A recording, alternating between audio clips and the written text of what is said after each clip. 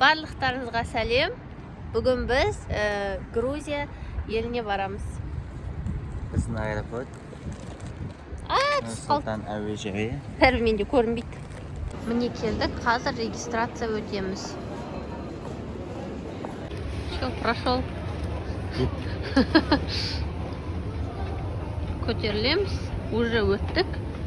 Ал өтпегендер мына жерде қалады. Көшеде кім үлгермей қалады. Валюта айырбастауға мына жерде айырбастасаңыздар болады. Аха. Бағасы кішкене жоғары. Аха. Пойдет болады.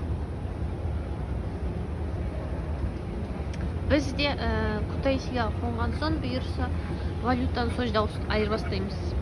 Вот міне бір очередтен өтіп, екінші очередқа келдік. Мына жерде біз печать қойғызамыз. Байқап отырсаңыздар менің оң жағымда. Мысалы, мына жерде очередте көп тұратын болсақ, мына жерде болашақта бізде электронды соны ойнату құрылғысы бар. Яғни бұл жерге адам келеді де өзінің паспортын қояды. Паспорт қойғаннан кейін Face ID тексеріледі. Face ID тексерілген кезде сол камера арқылы фотоға түсіргеннен кейін адам тез арада өзі өтіп кетуі мүмкін. Яғни осы өтіп кету мүмкіншілігі бар. Яғни осында үлкен очередте ешкім тұрмайды.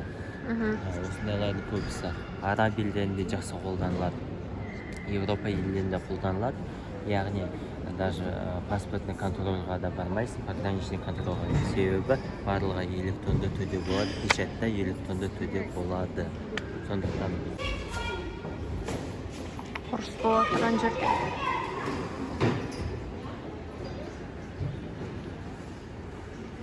Адамдардың көңіл күйлері жоқ, көбісі очередте тұрғаннан кейін. Че-то біз ұзақ күттік, где-то бір нервы сдают. 20 минут па, 30 минут точно тұрдық. Болады, әлбетте. Сондықтан да сіздерді сабырлыққа шақырамын. Көріп отқан көрермендер.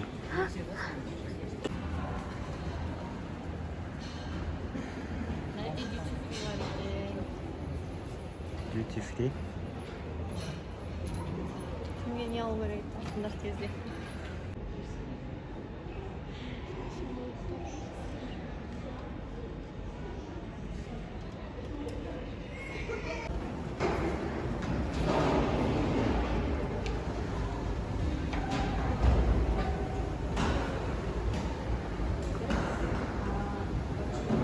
Автобуспен барайын деп жатырмыз.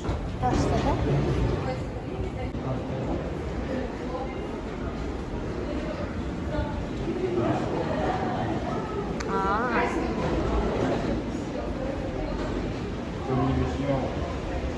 Неге аударып шығарды түсінбеймін.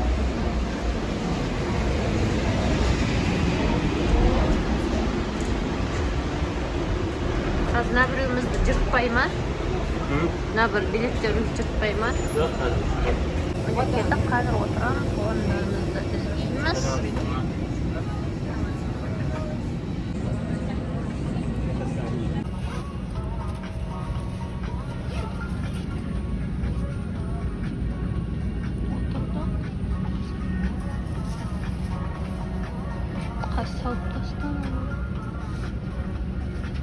Өзімізбен бірге тамақ алып келдік, чипсы, банан и апельсин.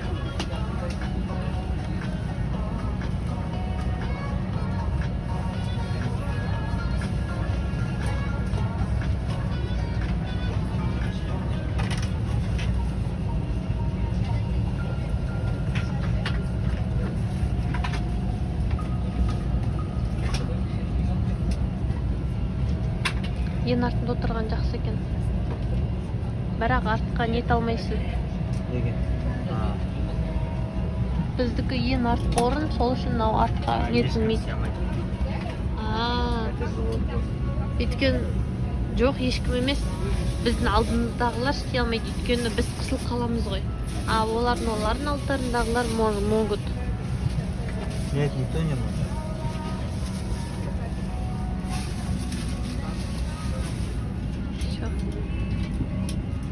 Маск, пожалуйста, потяните кислородную маску к лицу и наденьте ее, закрывая рот и нос.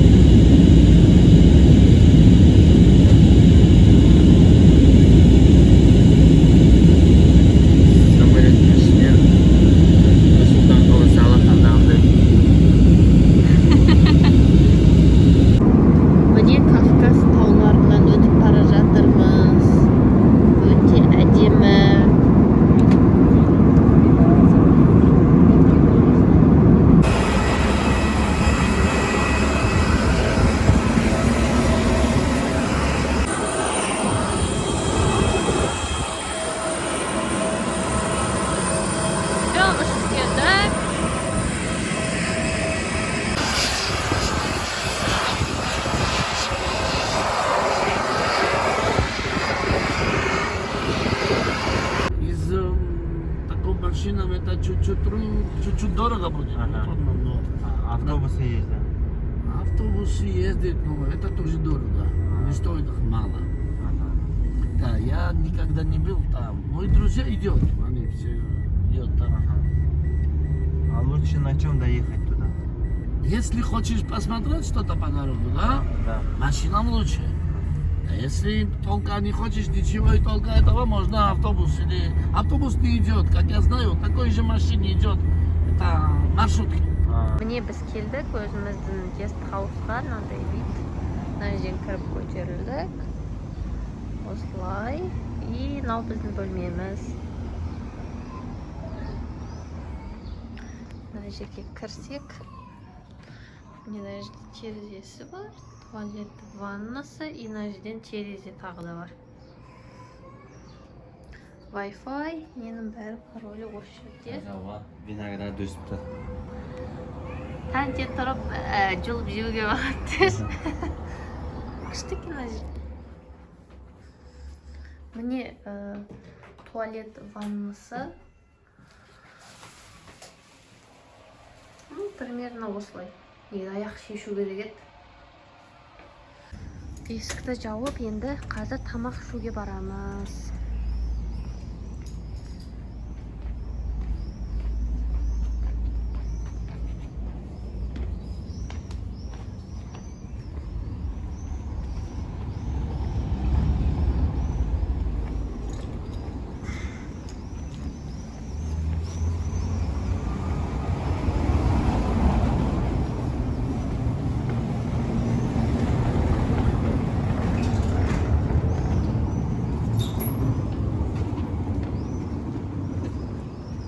Мына жаққа қарай бару керек.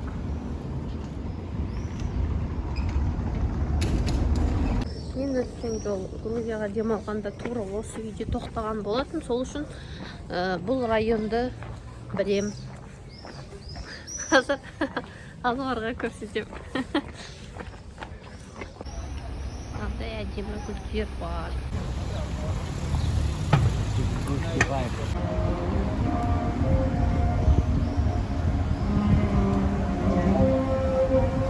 Кутаиси қаласының орталық алаңы дәл сіздердің алдыңызда болады.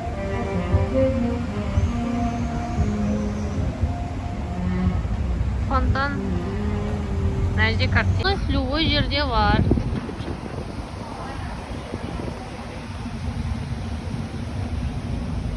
Жалпы күн осындай бұлтты болып тұр, бірақ жылы. Кенде подружкамызбен барған бір барака деген неге барамыз? Ресторанға. Осы жер күшті маған ұнайды. Не біз кірдік, уже тамақ ішетін жерге. Сразу кіреберістен түсіруге ұялдым, адамдар қарайды деп. Қазір міне көрсетем. Сразу уже бізге лимонад әкеп берді. Мына жерде адамдар көп отырады. Сосын меню мына жерде не орысша меню бар, грузинский, ағылшынша. Ағылшыншада мына жерде кейбір заттардың құрамы жазылып тұрған, неден жасалғаны. Тапсырысымызда келіп қалды.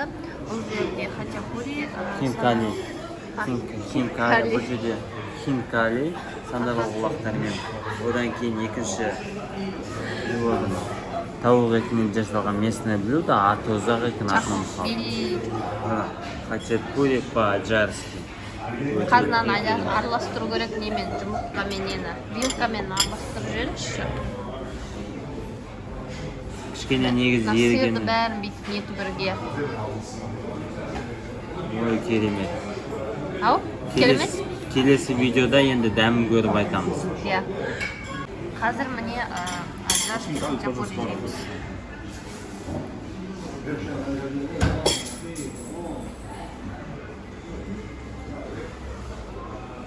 Дәмі қалай екен? Дәмі керемет.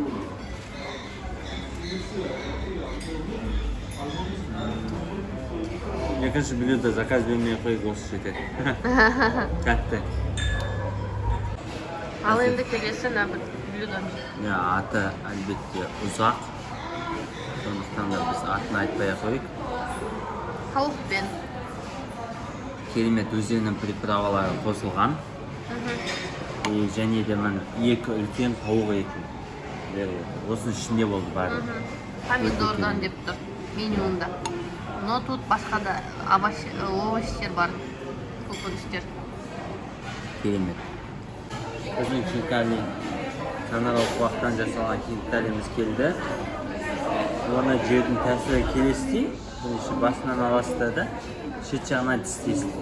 Тістегеннен кейін оның суын ішу қажет. Яғни мыналай.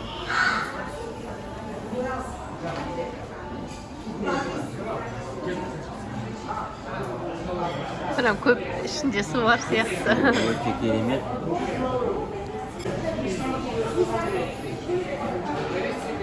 Қазақстаннан баратын туристерге айтарым, Грузияда көбінесе шошқан етін жейді, сондықтан да әрбір тағамды жемес бұрын сұрап алыңыздар. Неден жасалғанын, қалай жасалғанын және тағы басқа. Біздің міне счет келді. Счетті қарайық. Байқап отырсаңыздар. Бұларда за обслуживание 12% екен. Сонда шығады 48-де 75. Егер біз 48-де 75-ті күніне 158 теңге, лайри мен теңгенің арасындағы көз 7702-де 5. 3 тамақ сатып алдық. 3 тамақ сатып Бір су. және де бір лимонад сатып алдық. Өте тойдық, өте дәмді. Қазір енді карточкамен барлығын төлейміз. Астананың бағасындай ғой. Астананың бағасындай. Бірақ қымбаттау. Астанада біз грузинский кухнядан жеген кезде 15 мың теңге шықты. 2 блюдамен неге. Бұл жерде 8-7 мың теңге. Жақсы, шүкір, тойдық. Ертеңге дейін күш қуат жинадық. Қазір енді барып өзіміз дем аламыз. Вечерний город.